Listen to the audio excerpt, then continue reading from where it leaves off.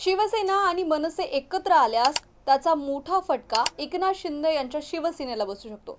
त्यामुळेच ठाकरे बंधूंच्या मेळाव्यानंतर उपमुख्यमंत्री एकनाथ शिंदे यांनी मराठीच्या मुद्द्यावर राज ठाकरे यांच्यात तळमळ दिसली असं विधान केलं। उपमुख्यमंत्री एकनाथ शिंदे यांनी हे विधान केले। तरीही काहीही करून दोनही ठाकरे बंधू एकत्र येऊ नयेत हाच शिंदेंचा प्रयत्न आहे असंही बोललं जातंय। उद्धव ठाकरे आणि राज ठाकरे दोनही बंधू एकत्र आल्यास मुंबईमध्ये सर्वाधिक फटका म्हणजे मुंबईच्या महानगरपालिकेमध्ये सर्वाधिक फटका हा एकनाथ शिंदे यांच्याच शिवसेनेला बसू शकतो। त्यातूनच आता दोघेही ठाकरे बंधू एकत्र येण्याच्या चर्चा सुरू झाल्या, मेळावे झाले, म्हणून शिंदे गटात अस्वस्थता आहे। उद्धव ठाकरे यांच्यावर टीका टिप्पणी करतानाच शिंदे गटाकडून राज ठाकरे यांच्यासोबतच सौम्य भूमिका घेतली जाते।